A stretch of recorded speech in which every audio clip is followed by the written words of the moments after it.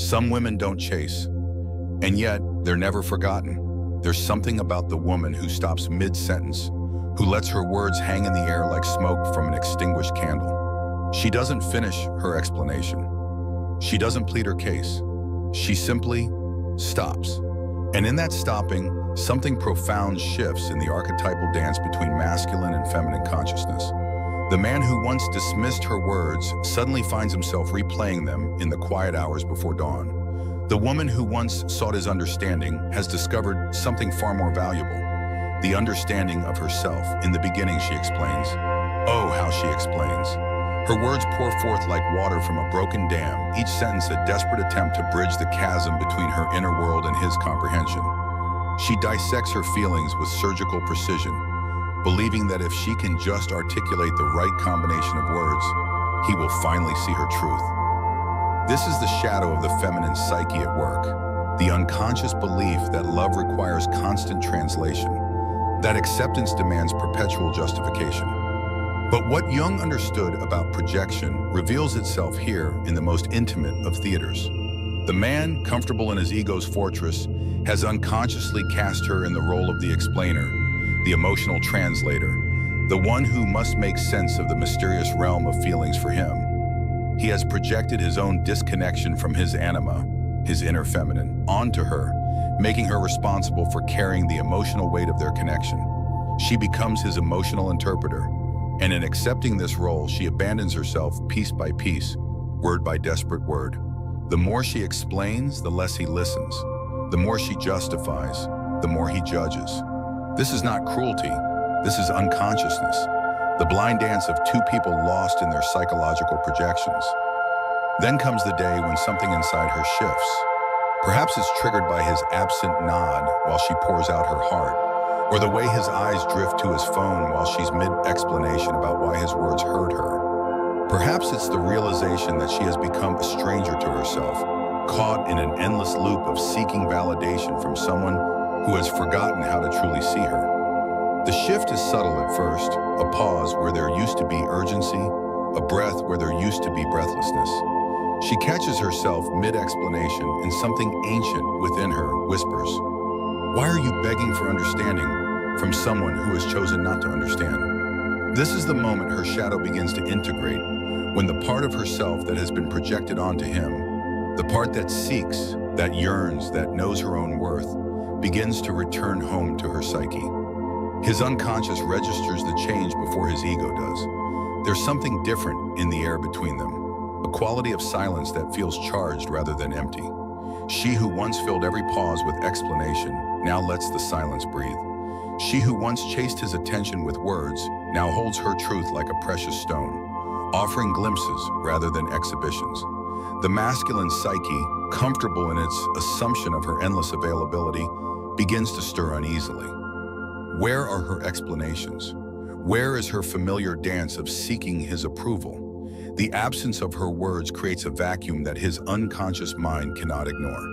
He finds himself wondering what she's thinking, what she's feeling, what's happening in the mysterious landscape of her inner world that she's no longer mapping for him. This is projection in reverse, the discomfort he feels when she stops carrying his emotional literacy for him.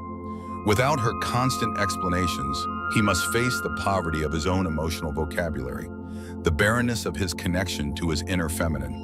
The woman who stops explaining forces the man to start feeling, and this terrifies the ego that has grown comfortable in its emotional delegation. But for her, this silence is not strategy, it is homecoming.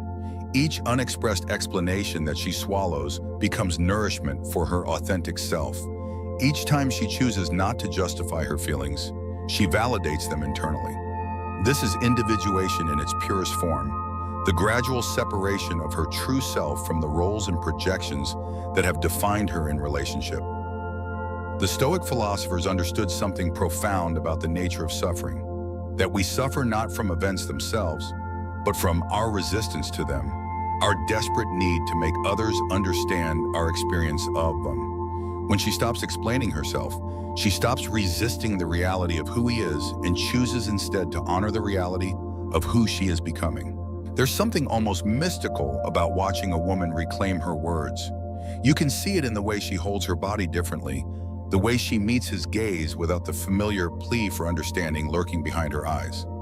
She has stopped performing her pain for an audience of one who was never truly listening. Instead, she tends to her wounds in the sacred privacy of her own consciousness, and in doing so, she begins to heal not just the immediate hurt, but the generational pattern of women who have diminished themselves in the hope of being seen. His confusion deepens. The woman who once wore her heart on her sleeve now keeps it safely housed within her chest, and he finds himself straining to hear its rhythm. He begins to ask questions, tentative at first, then with growing urgency. What are you thinking? Are you okay? Why are you so quiet? But these questions feel different from his previous dismissals. They carry the weight of genuine curiosity, of a man beginning to realize that he has taken, for this is the paradox of feminine power. It is not found in the desperate reach for masculine attention, but in the graceful withdrawal into authentic selfhood. When she stops explaining herself to him, she begins explaining herself to herself. She becomes curious about her own needs, her own desires, her own truth. She starts asking herself the questions she once begged him to ask. What do I need? What do I want? What does my soul require to thrive? The woman who stops explaining discovers that she never needed his understanding as much as she needed her own. She realizes that the validation she sought from him was a poor substitute for the self-acceptance that could only come from within. This is shadow work at its most profound, the integration of the rejected parts of herself that she had projected onto him, the reclaiming of her own authority over her emotional experience. But perhaps the most beautiful transformation is not in how she relates to him, but in how she relates to herself. No longer exhausted by the futile task of making herself understood by someone committed to misunderstanding her, she has energy for her own dreams, her own growth, her own becoming. She discovers interests she had forgotten, friendships she had neglected, parts of herself that had been dormant, while she poured all her life force into the impossible task of emotional translation. He watches this metamorphosis with a mixture of awe and alarm. The woman who once revolved around his understanding and now has her own gravitational pull, her own mysterious center. She laughs at things he doesn't understand, finds joy in places he cannot see, carries herself with a dignity that doesn't require his witnessing to exist. This is individuation in action, the emergence of the authentic self from the cocoon of codependency. And here lies the profound irony. The moment she stops needing his understanding, she becomes infinitely more interesting to understand. The woman who no longer explains herself becomes a mystery worth solving. The feminine who withdraws her emotional labor becomes a presence worth pursuing. Not because she is playing games, but because she has finally stopped playing them. She has learned what the mystics have always known, that true power lies not in being understood by others, but in understanding oneself so completely that external validation becomes unnecessary. She has discovered that the feminine divine is not found in endless giving and explaining and justifying, but in the sacred act of receiving one's own love, honoring one's own truth, trusting one's own knowing. When you stop explaining yourself, you are not giving up on communication. You are graduating from desperation to dignity. You are not becoming cold.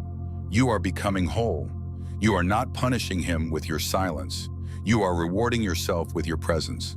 The woman who stops explaining herself doesn't need him to wonder. She has become her own source of wonder, her own mystery to explore, her own truth to discover. And in that becoming, she transforms not only herself, but the very nature of what it means to love and be loved. The woman who walks away in silence isn't weak. She simply sees more.